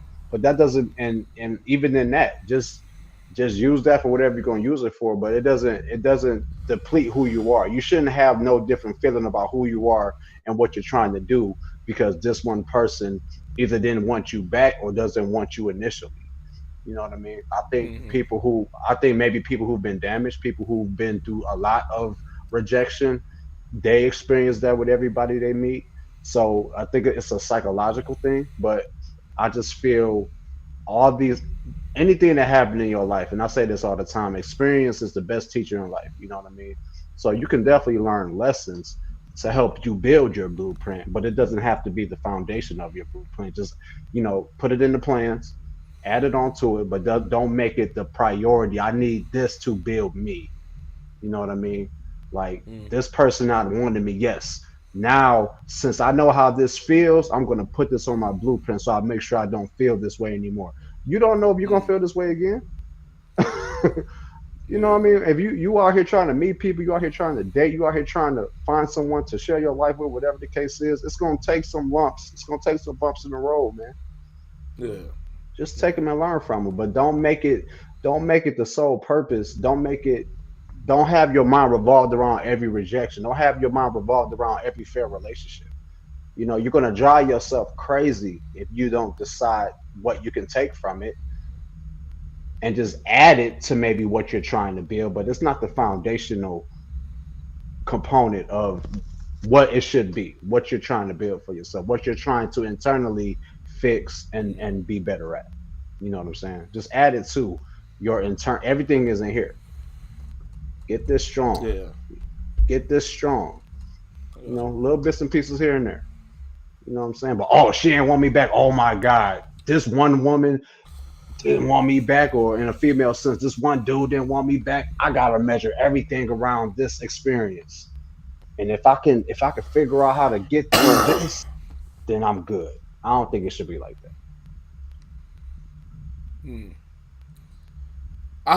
I think it's subjective. I think you can, and Tay was alluding to the fact of if you know that person, and that's what's up. That's the part I agree with. I think that if you did have somebody that that you spend a significant time with, that you found the nuances of, and that's the reason why you got to the attraction level that you got to, because of the time spent, right? If you got there and they, say that, for the long run it's not going to work out for you too, you attached yourself to some type of requirements that you had for yourself. They had that. Some type of standards that you set for yourself, they accomplished it some type of way. That's the reason why you felt the way you felt for that person. If we talk about that type of scenario, right? If you wanted to go the long run with somebody, if you was dating them for a while period of time, ready to go to the next level, they have accomplished something on your preference list. You understand what I'm saying? So that person, that's the person that you know, and that's the reason, that's why I asked that to Tay. The person that you know, and I agree with him when he said that if y'all had enough significant time together and y'all was dating or whatnot, that person, because they hit your standards the way you did, and that felt good, and for some odd reason, probably nothing bad on each other level, you know what I'm saying, hopefully, that it wasn't that bad of a, that type of, like, maybe y'all just wanted to line about what y'all want to do in life. I mean, that can happen, you know what I'm saying? Yeah. You don't have to have a bad chapter every time you get with someone. We said that before, you know what I'm saying? Like, sometimes it can be just an end of a chapter, you know what I mean? Yeah. Like, so if that happens like that and y'all just didn't see eye to eye, that person, you know what I'm saying, some people might call that person the person that got away. You know what I'm saying? You know what I mean? That person, I think it's okay to blueprint, because they established the standards that you wanted. Now, you don't have to go after that one. And alluding to what Rob said, you don't have to go after that exact person. That exact person? No. The standard that they set, yeah, you can probably, you know what I'm saying, base yourself on, like, okay, I would like a person like this going forward. You see what I'm saying? Yeah. That's how I look at it as far as the blueprint. Only if you had that, you know what I'm saying? Because some people have bad preference lists, and they set their standards according to that. and that's stupid because all you're gonna do is make a worse preference list. You know what I'm saying? If you got the 6'5", 200,000, we already said it multiple times. You know what I'm saying? The unicorn guy that everybody want to date, the 10%. You know what I'm saying? And you run into somebody that has like 3 out of the 4 that you want. You just gonna add more to the preference list and make it okay. He gotta have 5, 6 things now. You know what I'm saying? Like you just making his unicorn guy and his preference list just longer and it's just stupid. You know what I'm saying? But I equate it to buying a house. You know what I'm saying? If you need 3 bedrooms and 2 baths to suffice what you doing, well, damn it, look for 3 bedrooms, 2 baths. You know what I'm saying? When you start changing, when you be like, you know what, I can take one, I can deal with 1 bath, you know, but it's not going to succeed your goal. But now you're compromising. When you start doing that, we talk about like standards though. You know what I'm saying? Not. I ain't talking about blue hair or not brunette. I ain't talking about that. I'm talking about standards, like if this person's a good person or has a job or something. I'm talking about standards, right? Right. When you start compromising your standards, then you have a problem. You know what I mean? So if you think like buying that house, if you need 3 bedrooms, 2 baths, then you need to shop for 3 more bedrooms, 2 baths. Now they're gonna come in all shapes and different sizes, and different locations, different ways, right? Different prices.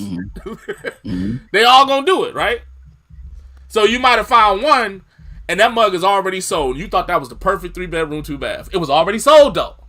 Like, dang, missed it. Is that gonna make you stop looking for 3 bedrooms and 2 baths? That's what I'm talking about. That's the blueprint that I'd agree with. Stick to it. If you want somebody that matches you and you know that fit, and the only way you will know that is by dating. You know what I'm saying? You have to date and know yourself too. You got to do the work within yourself. We talked about this a lot. Do the work within yourself and then have some experience in dating to find out what fits you. But when you find out what fits you and you get that person that fits you, but for happenstance that didn't last with that particular person, it's okay to set that. That's what I feel. It's okay to set that. Move that on to something else. Because you're not degrading. You're not compromising at that point. Now you know what's up. But you have to know that I'm looking for 3 bedroom, 2 bath. You understand what I'm talking about? I'm looking for that. Yeah, we've I ain't looking for nothing else but 3 bedroom, 2 bath. Yep. You know what I'm saying? I ain't looking for nothing else. Nothing wrong with standards at all. So I feel like it's that way, but I also feel what Tay was saying. Like if you don't know this person, if you just like, oh, that's what I need, and you just running with that, that's stupid. You know what I'm saying? Like I don't think you should do that. But that's why I take that question. You know what I mean? When I think of a blueprint, I think of a vision, and because what you said, Jay, was excellent. You know what I'm saying? Excellent points on we all kind of cooking on this one. But I think of a vision. Like the blueprint is based on the architect. It's based on this is how I look at it. This is how I was looking at this. I'm looking at it as someone is telling the architect what they are looking for, and the architect draws it up and give it to them and says, "This it?" They be like, "Yes, this is exactly what I'm looking for." And so there's a group of people. Jay, you know you about to feel me on this one. There's a group of people who don't know how to explain themselves. There's a group of people who don't know how to tell us what the problem is. You know what I'm saying? My computer is broke. What does that mean? It's a whole bunch of stuff. Ladies and gentlemen, ladies and gentlemen, I'm gonna break the code. These are IT metaphors right here. I know exactly what he's talking about. So maybe have IT problems for real. The architect has to take what that vision is, and then draw it out for them and show them what they are talking about. And then they be like, yes, that's exactly what I'm talking about, because they got to see it. They can't say it, but they got to see it. The issue is taking that concept and doing it on your own. You being the person that know what you want, and then you being the one that draw it up for yourself. Right. If I base it on somebody who don't want me back, then I start altering my blueprint. Bad plan. That's right. You know what I mean? So it's like, and so that's what happened when you got to alter your blueprint sometime, man. What happened when you got to alter that blueprint? You got to throw it all away. Damn. You got to listen. Have you ever listen? Okay, so all that work. IT, right? IT medical, right? So municipal foundation, man. Yeah, standing on that. Every city government has a planning department. Every city government has a planning department, and that planning department has a group of people who are architects, who are engineers, who draw up plans about these buildings that you see. Those buildings was on a sheet of paper before they became what they are. And the people in the planning department are the ones that draw that up. Somebody come with money and say, hey, I want to do this in your city. And the city like, okay, we're going to get the planning department to do it. And they're going to draw it up. And then they're going to give it to the mayor. And the mayor going to be like, that's perfect. This is what we want. Boom, boom, boom. Let's get this particular construction company to build it. And then we're going to go ahead and move on with the project. What happens when you alter the blueprint is the project goes into a standstill. You ever seen a project in your city that just stays incomplete for months and months because somebody had a different idea as the project went on? Yeah, we live in Michigan. Yeah. That's what exactly. Exactly. That's what altering your blueprint looks like. Yeah. That's what it looks like, to go back to Jay's point. It's like you can do it when you have that time, that structure that's there, and you only can do this by experience. If you don't have any experience in this, then you don't know what you want. Then stop doing projects. You don't have a blueprint. You have no idea what you want, what your capabilities are. You have no idea at all. You have not had enough time with yourself to understand what it is that you need to draw up for you. Because in this concept in relationship, you got to be the architect. You got to be able to tell somebody what it is that you want, what it is that you're looking for, what templates that you have. And that person looks at your template and be like, okay, I think I can do this. Maybe I can't.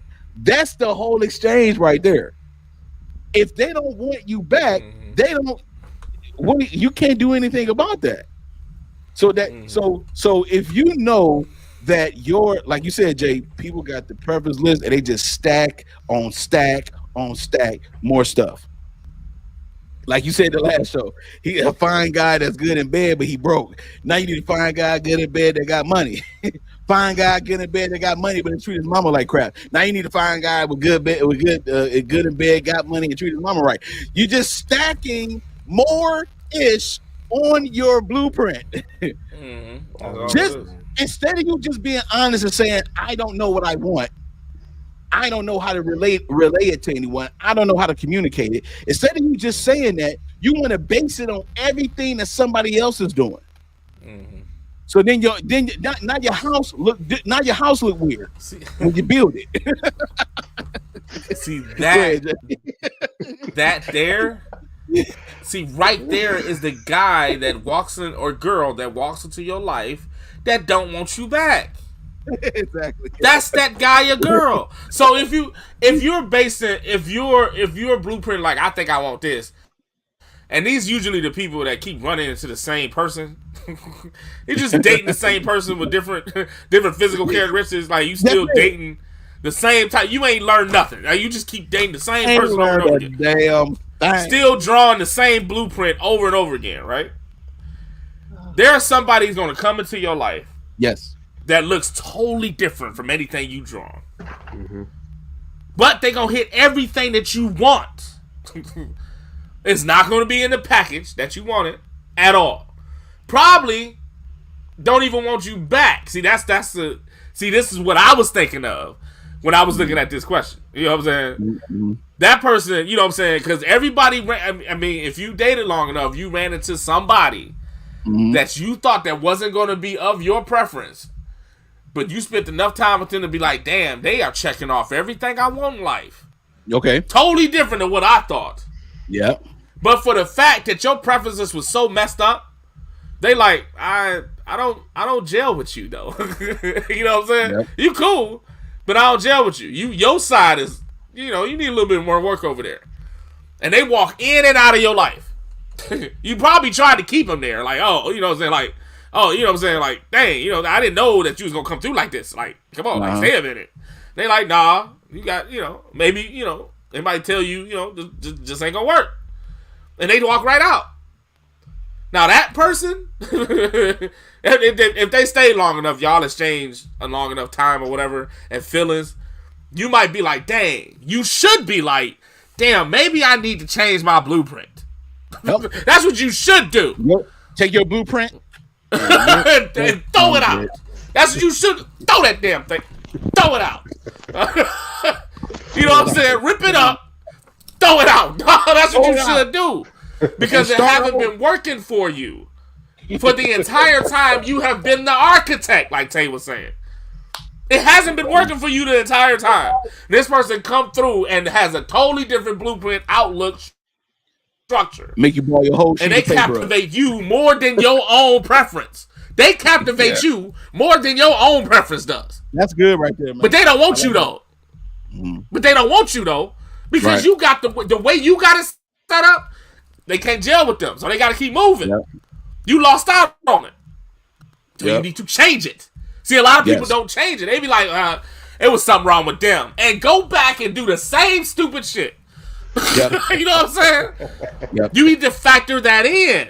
You know what I'm saying? Like, factor it in. It's okay. Like, it's okay to factor that in. You know what I'm saying? You thinking you know what I mean? We all, that's the problem, man. We have egos, dog. We have egos and pride. We're self-centered. We think we know what we want and we got it together. Then something come around and changes that and we get all uncomfortable. You know what I'm saying? That's good. We want to downplay it or the events or something like that, and we downplay it because it's making us uncomfortable. But in essence, what it's doing is purging your ignorance of what you have and replacing it with the truth. Right. Maybe what you thought about it wasn't right. I said this before. You know what I'm saying? But it's okay to get because that purging process hurts. It's like medicine. Yeah. It hurts. You know what I'm saying? The guys that you've been dating, you've been picking the wrong men. Why don't you pick a guy that's just more attaching to you rather than what he do? Once you start picking that, maybe that'll work for you. But no, you too egotistical. You too self-centered. You like, nah, I need somebody to take care of me. You know what I mean? That's how. You go back to the drawing board, you draw the same shit. So it's okay to take that standard set because sometimes somebody might come out and might alter that standard set. You'd be like, you know what?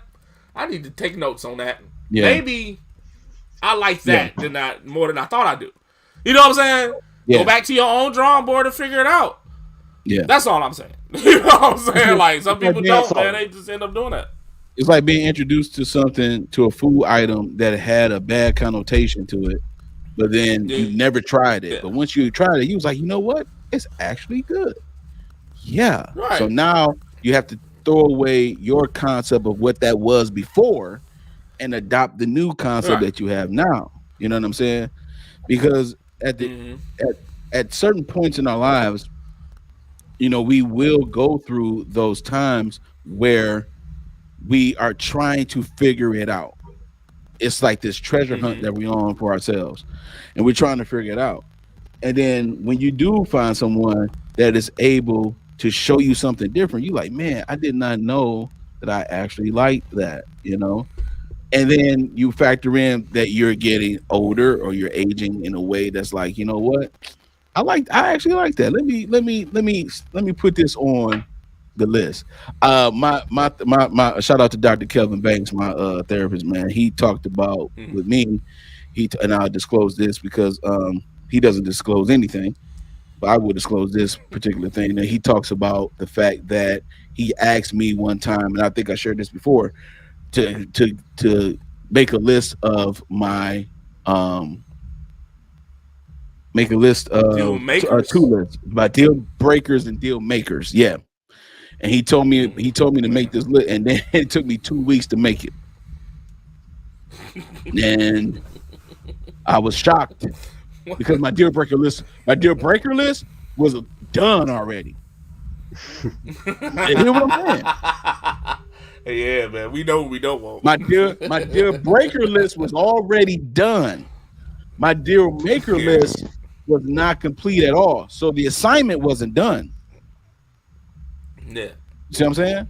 And I didn't realize what they were for 2 whole weeks.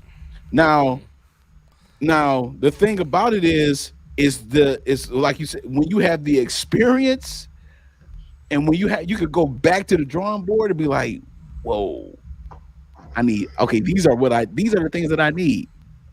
These are the things that are going to help me say, yes, I want to be with her. And those things that were experienced in real time with someone will make a man say, yes, okay, this is it. These are the things that made me say I wanted to be with her. These are the things that made me say I want to be with him. And the things that I wanted and the things that we all should want should have a value to it, should have a mature value to it. Something that appreciates in value. Those characteristics, you got to have somebody that is able to showcase them. Those are the things that, like, man, I can honestly say that when I'm around this person right here, that the things that make us who we are bounces and gel great off each other. And when you can have that consistently, and it has nothing to do with what he do or what you do, sis, or how much money. It has nothing to do with anything tangible. Everything is related to just character and value. Then you can actually draw up something together and be like, yo, this is a blueprint for us. But you can't get to that point unless you are able to understand what happens for you. And then when you find someone who shows you, like, man, I didn't even know I needed that. Let me keep that. They didn't want me, but let me keep that because I know that, and I had to eat the fish, spit out the bones. I saw that this was valuable for me. So let me go ahead. Let me jot that down and let me make that a part of the process moving forward. Sometimes we have to just throw away the whole thing, just throw away the entire situation, and then redo it. Start over. You know what I'm saying? So fellas, is overall the main objective is to have your blueprint set, no matter what leaps and bounds you got to go through. Is that the main objective? Have your blueprint set and be okay with it. Man, I would say yes to that. Is having it set and hold on before we get to that. Do you think some men or women value? Do you think some men or women value? Break that down for me, Sean. Yeah. So I don't know what that means. Yeah. So I think so because you can have it set at a certain point though. Like if your blueprint is all like Dave and Buster's, right? If it's all of that, like you're not ready. You're not ready. You're not ready. This conversation doesn't pertain to you, right? You're not ready. if your blueprint is all Niagara Falls and I wish upon a star, like no, this ain't for you. But when your blueprint is solid, when it's solid, like what Jay talked about, like being able to take something from someone that other person don't want you back. And it causes you to add what they have as an intangible value on your blueprint to be like, man, I didn't realize that this is something that I necessarily needed until I met that guy or that woman. Now, obviously, we wasn't in the right space with each other. You know what I'm saying? Like Jay said, it don't have to be a fallout. It's just the fact that we in two different slots. So this is not going to work. Right. That's all. Right. Based on the fact that we in those two different slots, now I'm looking at, okay, nothing wrong happened. So why is it that they did not want me? Why is it that, you know what I'm saying? Because the things that they had, I want that because those things have value. Now, once I take those things and put it on my blueprint, now I have to see if I measure up to those things. And say, this is called transparent moment. No, dope point. I want to clear my question real quick. And what I meant by set means, I meant you're not going to make any more change. Like set to the point where you're not going to rip that boy up and throw it away and start over. So at a certain point, clarify the question. Yeah. No. Yeah. At a certain point, that's what that's why I say yeah. I do not believe that. Okay. I that's why I say yeah. I do not believe that. I believe Yeah, I know Tay said yes. I'm saying no. I do not believe that. Yeah. I believe you always need room for improvement. Okay. You always need room for improvement, man. Sometimes we get stuck into the fact that we think we got it. You know what I mean? Like, I don't never want to be the person that think he hits the ceiling. You know what I mean? Like, in anything that we do, because, you know, somebody can come around and teach you something you don't know, and you don't want to be high-minded enough to think that you got it completely. You know what I'm saying? So, what if later in the game, and I understand the harder the shell breaks. Yeah. I'm sorry? No, like, but what if you? It's a hard shell, like. We just kind of talked about standards. What if you got your blueprint set where all your standards, all your expectations is set? So what if you are in that space where I'm not changing this? You know what I'm saying? So in that aspect, like do we have to have it like that? Right. It's a point. I see why Tay said yes, because there's a point that you're not changing your core values. You know what I'm saying? Like, you're not going to change those. You're going to get to the point to be like, look, this is what I like, and it is what it is. But sometimes the seasoning can change. Maybe the meat doesn't, but the seasoning do. You know what I'm saying? Sometimes the way you cook it can change. You know what I'm saying? You can have a different flavor to it. You know what I'm saying? Like, I'm trying to give you an analogy. You know what I mean? Like, yeah. The core of it can be straight, but you don't want to get to the fact that you have to cook this way every single time. You know what I'm saying? This is how it's got to be every single way. You know what I'm saying? That's how you get those people that's stuck in their ways. That's how you get that. You get stuck in your ways, and you think that any new innovation can't change you. And you don't want to be that. Now, even though if the new thing doesn't work for you, you can incorporate it and be like, you know what? Okay, let's see. Because you got some intellect. You know what I'm saying? Maybe you was attracted to it a little bit. Or maybe you was, you know, you kind of was like feeling it for a second. But don't get to the point that you like, oh, nigga, this is what it is. You know what I'm saying? Like, you got barriers that cannot be shook. You know what I mean? I don't want to say that just yet. Mm-hmm. I would like to say that you keep your core values, whatever, because only through experience you find out what your core values are. You know what I'm saying? That's what Tay was saying. If you willy-nilly, this ain't for you. You know what I'm saying? If you jumping from pod to pod, this ain't for you. You don't know what stability is. You don't know what you want. You just jumping. But if you know what you want. You know what I'm saying? But if you know what you want, that's fine. But it might not come in the package that you like. Mm-hmm. Are you going to throw it out? See, that's what I'm talking about. Okay. You know what I'm saying? Always room for improvement. Always a way to look at it in a different way. Algebra is always looked at in different ways, dog. You know what I'm saying? We get to the same. It's always looked in different ways. That's all I'm saying. Have an open mind. Yeah. You know what I'm saying? But don't change your foundation. Okay. Yeah. You know what I'm saying? Have an open mind to the toppings, but don't change the entree. I'm just saying. You know what I mean? Mm-hmm. Everybody want to flip out entrees all the time. Like, oh yeah, we doing fish now. We doing chicken now. We doing this. You know what I'm saying? Yeah. But okay, you can saute it sometime. Maybe you never had sauteed. Maybe you never pan fried it. That don't mean it's a bad thing because it ain't your way. That's all I'm saying. I like them. Yeah, I like both y'all points with that. I like both y'all points with that question. I need both of y'all to answer this question from Sean. The question is, do some women or men value themselves when it comes to a relationship? Do some women or men value themselves when it comes to a relationship? I hope you value yourself. I mean, just from my initial reaction to the question. I mean, like, just that's the initial reaction. It's like, I hope so. I mean, right. You just what you think, Jay? I was saying, like, I mean, yeah, you.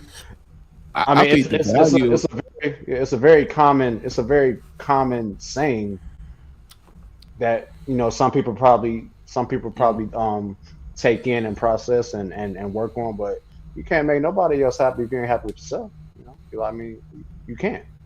I don't see it. I don't see, if you're not happy within, if you don't value who you are, what you're able to bring to the table, you know, where your life is, you can't. Yeah, you can't. Yeah, I'm having a difficulty with this because it says when you must be the switching entree person to me. I mean, outside of the relationship, outside of the relationship, where does the value sit on the side and wait for another relationship before it gets back to you? I mean, I'm just trying to figure it out because to say value themselves when it comes to a relationship, that means that the value of yourself is based on the relationship. So maybe you only feel significant when you're in a relationship. If you're outside of a relationship, do you feel insignificant? If that's the case, way to look at that. yeah, if that's the case, then a relationship would define your value. And some people have this thing where they feel inadequate when they're not needed. So in a relationship, you know that you're needed for something, so you feel adequate. When you're not in a relationship, you don't feel needed. Yeah. So then you start pursuing adequacy in all different types of people. So I mean, a woman or a man valuing themselves when it comes to a relationship. If you caveating that whole thing, then the value should come pre-relationship. It shouldn't come when it gets to a relationship. Right. Now I feel now I have value for myself. Like, no, the value comes pre the relationship. It doesn't come because then that means the other person is responsible to make you feel valuable. We don't do that. We don't do that. We can't. No, we can't do that. No.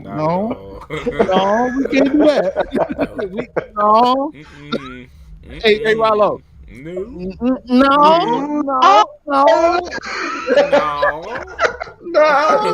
don't do that.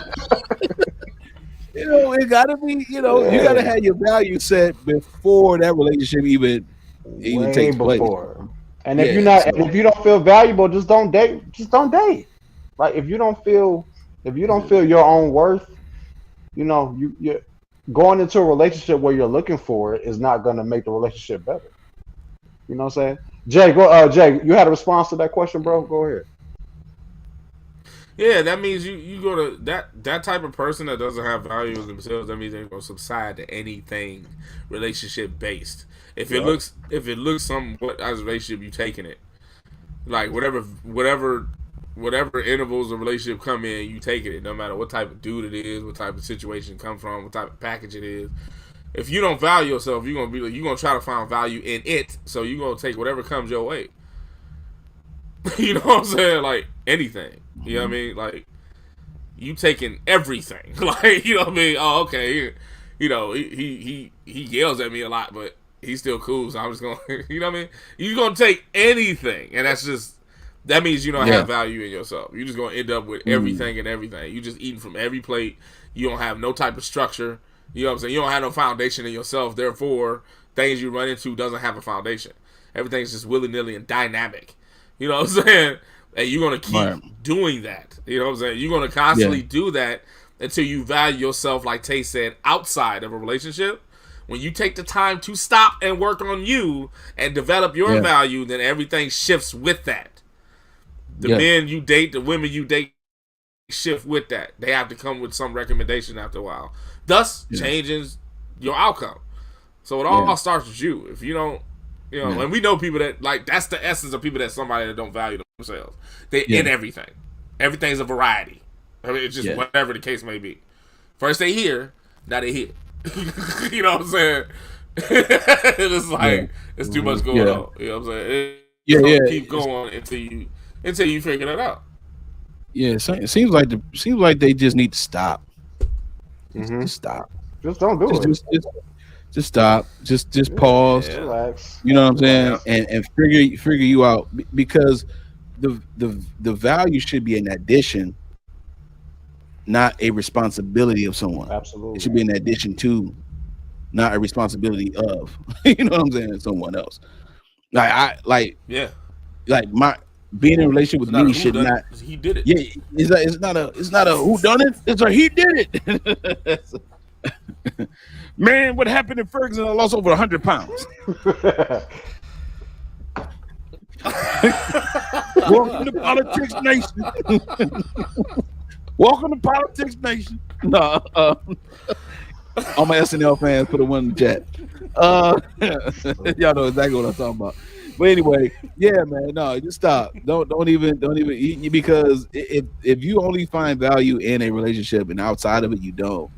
If that is the case, if that is the case, then that's not good for you, you know, because you become expendable to people, and they like that you have. Then they put time frames on you. They put time limits on you, like meat at the grocery store. Sell by. It's not good to find value in the relationship either. You can't go 0 to 100 just because you invest. Yeah, I was about to say that, Jay. Like, if you in it, your value ain't in a relationship either. I hate people that do that. Like, you know what I'm saying? All of a sudden, now you need to be seen and heard. Exactly. All of a sudden, like, you know, he don't listen to me. Well, you don't listen to you. The hell, you know what I'm saying? Like, I don't understand. Then if you feel like your value is becoming.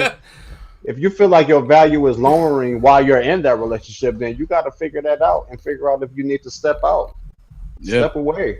You know, remove yourself from it, man. Yeah. You know, we gotta start loving ourselves again, man. In today's world, man. Like we gotta start remembering who we are. You know what I mean? Not what somebody else can make us feel. Not how somebody else can bring value and stability to our lives, man. Like, how can you bring stability to yourself? There you go. That's what we need to get back to. Yeah, let people value you. Yeah. That's what we need to get back to, man. Gotcha. Shout out to the feature, man. Great shit, man. Yeah. I knew that was gonna be it. I knew my brothers was gonna cook on that one, man. Thank y'all again, as always, for viewing our live show, man. Hey, season 3 is winding down. Next week will be episode 18, and we just thank y'all for rocking with us so long. As always, man, hit us up on all of our social media platforms: Facebook, Instagram, everything at the Maleroom Network, and also we are on TikTok. So please make sure you highlight us, and of course, like, comment, share, and subscribe to the Maleroom Network on YouTube, man. Y'all see it right there, man. Please email us at the Maleroom313@yahoo.com. Any content, anything you want us to talk about right here on any of our platforms on the Maleroom Network, I guarantee you send us an email. We will definitely put your content out there, man. Let us know what's up. Also, make sure you hit us up and follow us, iHeartRadio, Spotify, everything at the Maleroom Show. Yes, everything is at the Maleroom Show, iHeartRadio and Spotify. Your boys are on there. We are doing our thing, and we're just trying to expand. It's because of the energy and love we get from you all. So thank y'all so much, man. And yeah, fellas, what you got for the people? For the dub, gaming, what up, what up, my guy? What up? Yeah. For the dub, what up? What you got for the people, fellas? Hey, you know what I'm saying? We gotta do better to be better. Yeah. You know what I'm saying? I'm starting to echo Tay, man, about loving everybody, because that's what it's for. Just the edification and the education of us all, so we can progress. So it is what it is. You know what I'm saying? Do the work individually. Had everybody start doing that collectively. Unstoppable. Keep it moving. Yes, sir. Sure. Man, as always, every week, I love everyone, man, for sure. We do this because of the love that we have for not only the people, but also for the love of the love of our community as well. I mean, we want to see people do better.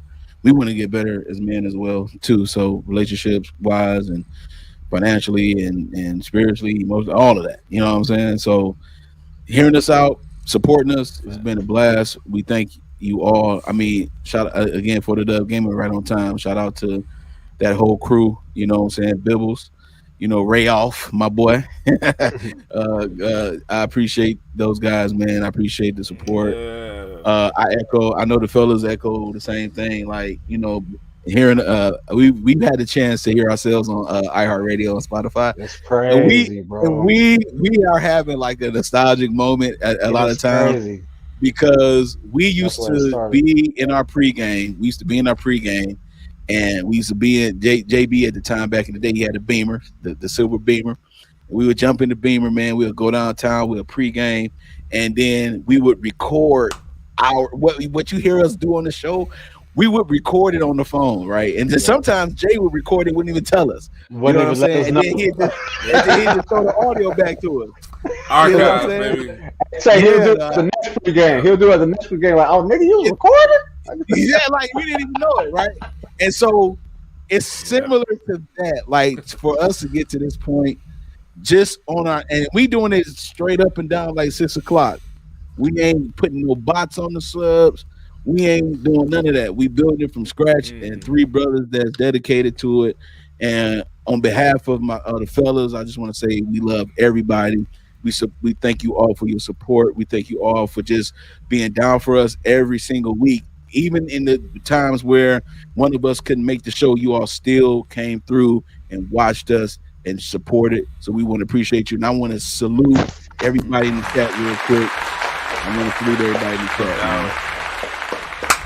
Thank y'all so much. So, man.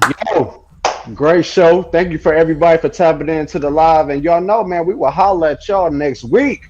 Let's go. Yes, sir. Peace.